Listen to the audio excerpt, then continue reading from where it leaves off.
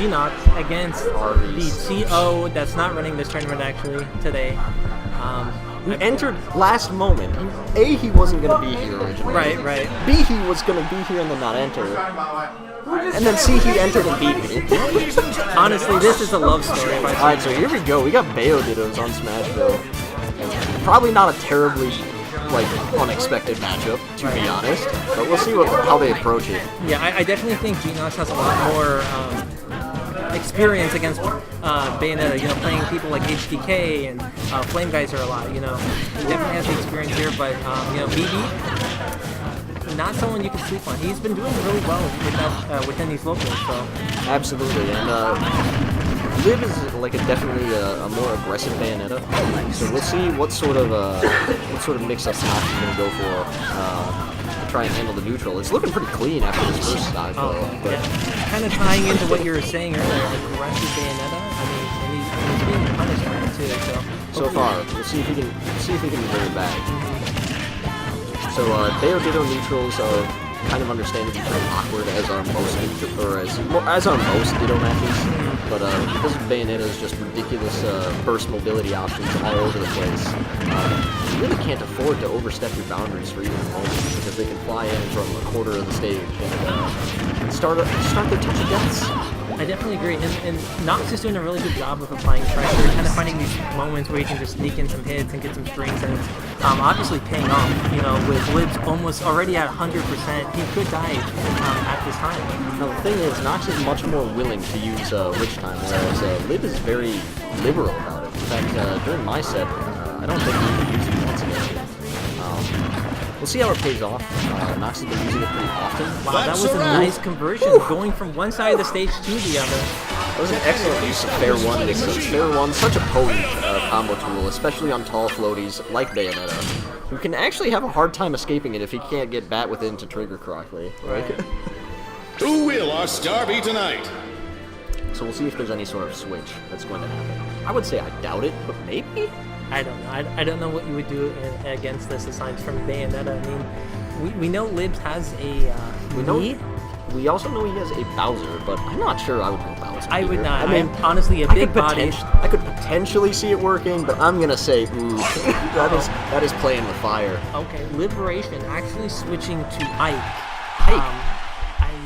I don't agree. This is kind of shocking. I don't think I've ever seen his Ike, but Ike can work. Bayonetta, she can have some problems with heavier range characters, as long as they've got somewhat respectable frame data, which Ike has. I mean, he doesn't have great frame data, but it's respectable enough. So we'll see how he approaches the neutral. I expect to see a lot of retreating neutral layers to space them on shield. Hard option to punish. I actually like that option from Nox coming in, the falling bullet blast. I don't see that too often from Bayonetta, but why not against a tall frame like Ike?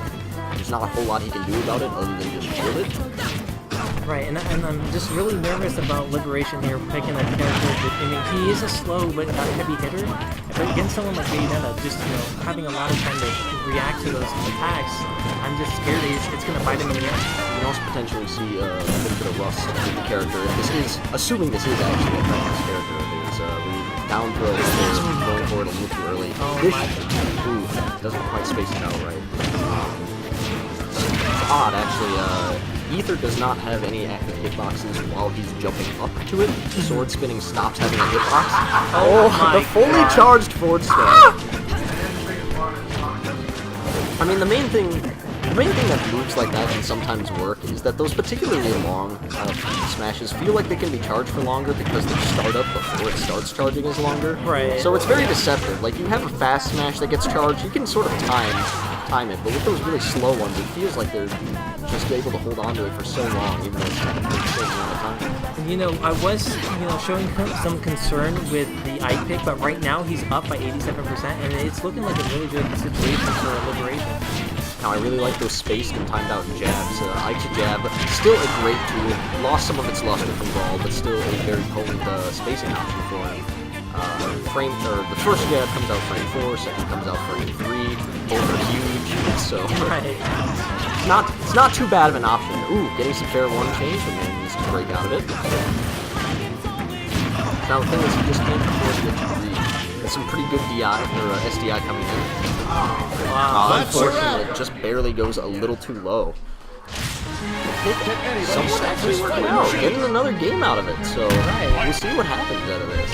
I'm honestly a little shocked by this, but I'm also really happy because Liberations. He is a player that once he loses a game, he does. Who will our it star does be affect him tonight? mentally. And I think finally getting a game in there is definitely going to put him back on the board mentally and both in terms of the set. So I'm really happy to see that. Honestly, I'm just still surprised. I've been playing with this guy in tournament for something like 3 years, and I haven't seen him choose Ike once. So I think I've seen him once, but if anything, I sort of like halfway expected to maybe see like what's it, Lucina pick maybe. yeah. But I was not prepared for Ike, but we'll see how it works out. So again, we should look forward to a good amount of space snares, presumably, which should lead to some tomahawks. I mean, that's sort of the optimal Ike neutral, is to have this deadly mix-up of going for tomahawk empty jumps and space snares. Since Nair is pretty hard to punish as long as you keep it at its further ranges. Right. Nox doing a pretty good job of controlling the pace of the match so far, though. Bayonetta against Ike, meanwhile, sort of just has to wait for an opportunity to jump in. You know, as long as she doesn't play too terribly aggressively, she can get in as soon as Ike overcommits to something. Right.